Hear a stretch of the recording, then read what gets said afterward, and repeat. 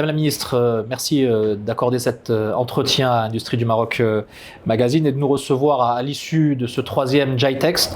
Un premier mot de votre part sur le bilan que vous tirez de cette édition qui aura été particulièrement riche en enseignements et en échanges. Le premier bilan qu'on peut faire de ce GITEX, cette 3e édition, c'est qu'elle a été très réussie. Elle était caractérisée par un contenu très riche et une présence massive dans les salons de discussion, dans les stages, dans les salles de conférences. Rarement vu des conférences qui maintiennent les gens jusqu'à la dernière minute. Il y a encore des gens dans les couloirs. Et puis sur l'attractivité, on a eu des visiteurs du monde entier. Nous attendions 45 000 visiteurs, nous en sommes à 47 000 et les chiffres peuvent être encore revus à la hausse. 1500 exposants, plus de 660 startups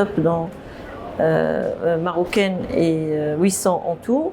Nous avons des délégations du monde entier, des Émirats, de l'Arabie Saoudite, de l'Afrique, du Sahel, des États-Unis, d'Europe, de partout.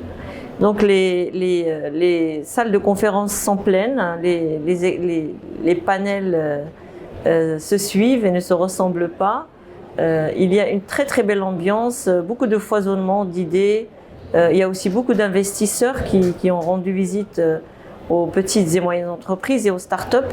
Donc le bilan est particulièrement positif et de l'avis de tous, c'est une vraie réussite. Vous évoquez la dimension internationale. De quelle manière un événement comme celui-ci peut permettre de renforcer la coopération internationale dans le domaine du digital ? Alors d'abord, le fait de mettre en place une vitrine de la recherche et du développement et des startups marocaines, c'est quelque chose qui permet d'ouvrir une fenêtre sur le monde et d'ouvrir nos portes sur le monde. Et c'est ce qui s'est passé, c'est que nous avons eu beaucoup d'investisseurs internationaux qui sont venus investir dans des startups ou dans des innovations technologiques marocaines. La coopération se traduit aussi par le fait que les partenaires internationaux sont venus, ils étaient très bien accueillis, très contents. Ils ont pu tisser des liens avec les Marocains, avec les protagonistes du digital marocain dans toutes ses dimensions. Et de ce fait, nous sommes très contents du nombre de signatures, de conventions et de partenariats qui ont vu le jour pendant ces 3 jours. Le Maroc se positionne en la matière comme tête de proue du continent africain. Il fait office de pays modèle. Comment est-ce que vous entendez faire en sorte qu'il conforte ce positionnement en la matière et en particulier dans un secteur qui vous est particulièrement cher, qui est celui de l'intelligence artificielle ? Oui, alors aujourd'hui, ce qu'on peut dire, c'est que 40% des exposants, des solutions qui ont été présentées, sont basées sur l'intelligence artificielle. C'est dire que l'intelligence artificielle est là pour un moment, elle est là pour rester. Alors maintenant, comment est-ce qu'on peut conforter ça ? Je l'ai annoncé en début de session le premier jour, c'est que le Maroc a été choisi par le PNUD, donc le Programme des Nations Unies pour le développement, pour être le hub digital du développement durable. Donc c'est une initiative qui s'appelle D4SD, qui veut dire Digital for Sustainable Development, qui positionne le Maroc comme étant le hub des pays arabo-africains des prochaines années. Donc notre position, elle est aujourd'hui acquise. Maintenant, c'est à nous de travailler pour la conforter. De par ce statut, est-ce que le Maroc parvient à attirer également les investisseurs en nombre suffisant, les investisseurs de l'étranger, mais aussi à mobiliser les investisseurs nationaux ? Alors, vous savez, les investissements, ça veut dire confiance. Confiance dans l'innovation, confiance dans les startups marocaines. Le fait d'annoncer que le Maroc est le hub digital de l'Afrique et des pays arabes, au niveau ça va être annoncé lors de l'Assemblée générale des Nations Unies au mois de septembre. Tout de suite, vous avez des levées de fonds qui se font d'elles-mêmes. Ça donne confiance, ça conforte la position du Maroc et ça montre que le Maroc est un pays c'est une terre d'innovation et qui jouit en plus d'un positionnement stratégique et aussi de beaucoup de stabilité politique. Donc il y a beaucoup d'assets qui font que, ou d'ingrédients qui font que le Maroc aujourd'hui est vraiment positionné comme une figure de proue du digital. Quel accompagnement vous proposez et allez proposer encore plus à l'avenir au regard de tout ce que vous venez de développer aux jeunes pousses, aux jeunes startups qui ont l'ambition de grandir et de s'affirmer dans le royaume et à l'international? Alors, on met en place beaucoup d'initiatives qui confortent les initiatives des startups, notamment sur tout ce qui est connexion entre l'innovation, la recherche et le développement avec les secteurs publics et privés, les instituts Jazari dont j'ai parlé tout à l'heure, mais aussi j'ai reçu des startups à longueur de journée et il est question de créer une fédération des startups pour structurer un peu et mettre en place les incentives pour permettre à ces startups d'accéder au marché international et aux investisseurs internationaux. On a déjà commencé un certain nombre d'initiatives, mais là on va accélérer le pas pour faire en sorte qu'il y ait beaucoup plus de transactions avec les startups marocaines. Vous avez aussi misé beaucoup sur la formation avec l'ambition de former au secteur du digital 1 million de jeunes d'ici 2030. Comment est-ce que vous comptez mettre en œuvre ce programme? Alors, c'est un programme de formation et d'embauche et d'emploi.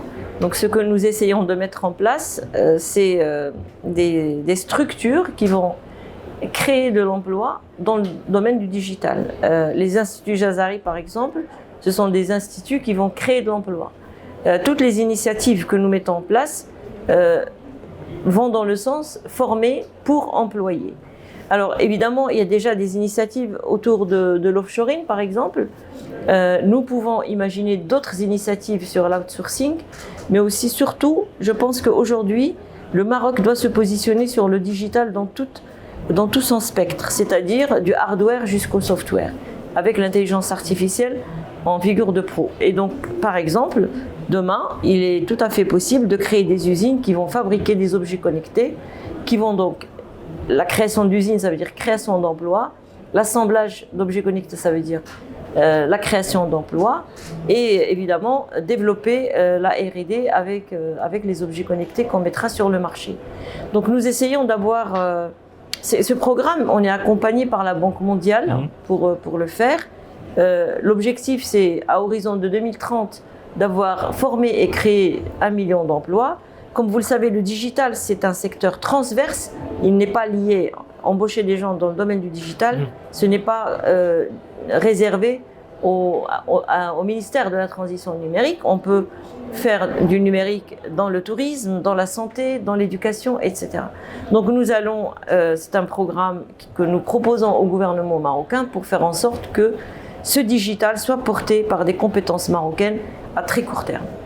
Vous évoquiez effectivement la dimension transversale de cette matière-là. Par transposition, votre ministère a aussi une dimension transversale auprès des autres portefeuilles ministériels. Comment est-ce que vous arrivez à œuvrer et à sensibiliser aussi vos collègues du gouvernement sur ces enjeux que vous défendez ? Alors d'abord, nous avons aussi le portefeuille de l'administration, de la réforme de l'administration. Comme vous le savez, faire du digital, ça veut dire aussi avoir des régulations qui sont associées à ces transformations digitales. Donc la réforme de l'administration vient renforcer cet aspect-là des choses. Sur tout ce qui est, pour faire du digital de confiance, nous avons besoin de mettre en place un certain nombre de régulations. Donc nous nous sensibilisons. On a vu des événements récents qui montrent qu'aujourd'hui, on ne peut pas faire du digital un peu, si je peux me permettre, sauvage. Il faut que le digital soit responsable. Et dans ce sens, les régulations sont absolument nécessaires. Comment sensibiliser les autres départements et les autres ministères ? Je pense que dans tous les départements et ministères aujourd'hui, il y a par exemple des directions de systèmes d'information. Nous, notre objectif, c'est de les accompagner et c'est aussi d'ouvrir sur des solutions disruptives, des solutions innovantes à base d'intelligence artificielle. Si vous faites un tour dans tous les stands qu'on a vus ici, il n'y a pas une entreprise qui n'a pas son chatbot, qui n'a pas ses services en ligne, etc. Et donc, nous, au sein du ministère, une des premières prérogatives que nous avons, c'est de simplifier les procédures et de faire en sorte que le digital vienne faciliter et rapprocher l'administration du citoyen. Et ça concerne tout le monde. Merci infiniment, Madame la Ministre, Madame Amel Fallah Sarrouchni, pour cet entretien. Merci à vous.